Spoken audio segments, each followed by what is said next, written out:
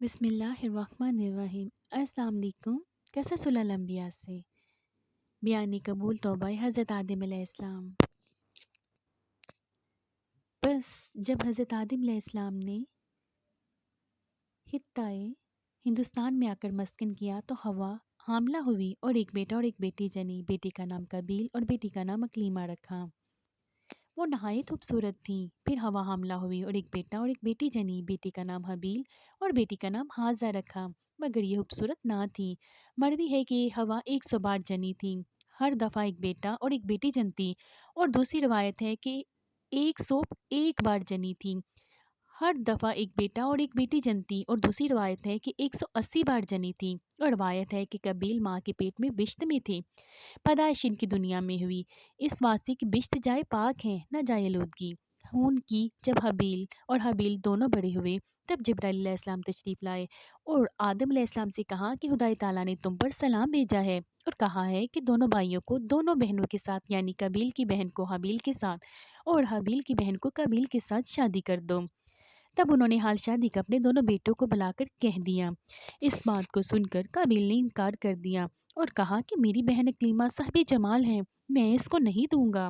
آدم علیہ السلام نے کہا یہ اللہ تعالیٰ کا حکم ہے تو مان لے۔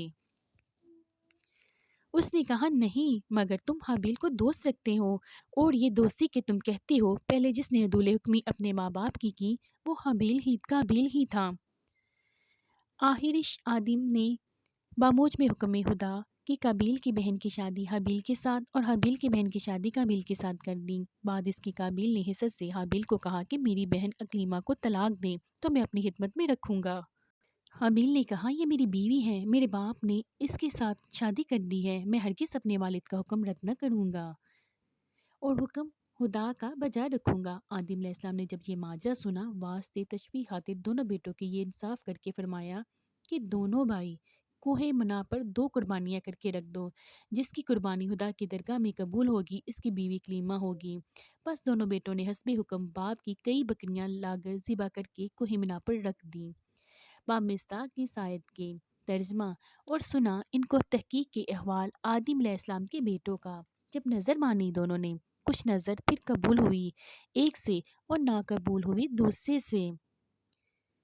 گر دونوں بھائیوں نے قربانی کوہ منا پر رکھ دی اور دعا مانگی کہ یا الہی قربانی ہماری قبول کر۔ وہی آتش بدود و مثال سمرت نے آ کر قربانی حابیل کی جلا دی اور قربانی قابیل کی قبول نہ ہوئی۔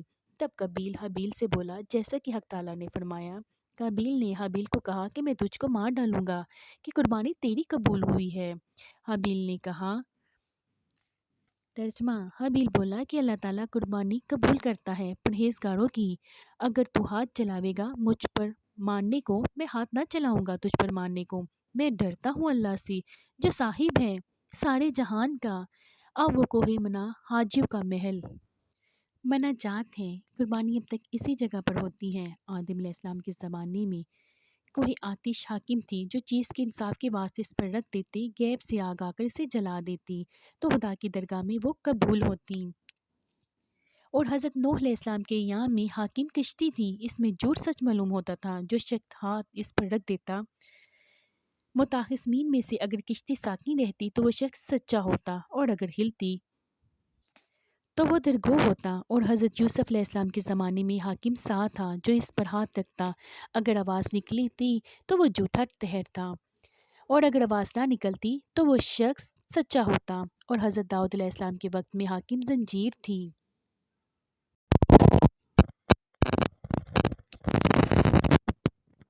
آسمان سے لٹکتی ہوئی، جو متخاصمین میں سے اس پر ہاتھ ڈالتا وہ زنجیر اس کے ہاتھ میں آ جاتی تو وہ راست گو ہوتا اور اگر نہ آتی تو جھوٹا ہوتا۔ اور حضرت سلیمان علیہ السلام کے عہد میں حاکم سوراخ سومنا کا تھا، متخاصمین بر کے اس میں ڈالیے، اگر پاؤں اس میں نہ اٹکتا تو وہ شخص سچا ہوتا، اگر پھنس جاتا تو وہ دروغ گو ہوتا، یعنی کہ وہ جھوٹا ٹھہرتا۔ حضرت زکریا علیہ السلام کے زمانے میں قلم آہنی تھا، قلم کو حکم ہوتا کہ نام اپنا لکھ کر پانی میں ڈال دو، اگر وہ پانی پر تیرتا تو وہ آدمی سچا ہوتا، اگر ڈوب جاتا تو وہ جھوٹا ٹھہرتا۔ اور جب حضرت محمد مصطفیٰ صلی اللہ علیہ وآلہ وسلم کا وقت پہنچا تب حق تعالیٰ نے ان سب احکام گزشتہ کو منسوخ کر کے گواہوں پر رکھا اور آ حضرت صلی اللہ علیہ وآلہ وسلم کو فرمایا، اے محمد صلی اللہ علیہ وسلم، جھوٹے اور سچے کو میں خوب جانتا ہوں۔ جو سچا ہوگا اس کو جزائے نیک ملے گی، اور جو اگر کاذب ہوگا جزا اس کو بد ملے گی۔ یہ بدلہ ہے پورا جو عمل کرتے ہیں دنیا میں۔ بس حاصل کلام حابیل و قبیل دونوں بھائی کوہ مینا پر قربانی دے کر باپ کے سامنے آئے۔ آدم علیہ السلام نے فرمایا، اے قبیل، تیری بہن اکلیمہ اب حابیل پر حلال ہوئی ہے اور تجھ پر حرام۔ قبیل اس بات کو سن کر اس کو مار ڈالنے کی تدبیریں کرتا رہا اور وقت فرصت پر نگاہ رکھتا رہا کہ کیوں کر اس کو دفع کرے، اور اس زمانے تک کسی نے کسی کی ہنوزی نہیں کی تھی، مگر قابیل نے حابیل کو ناحق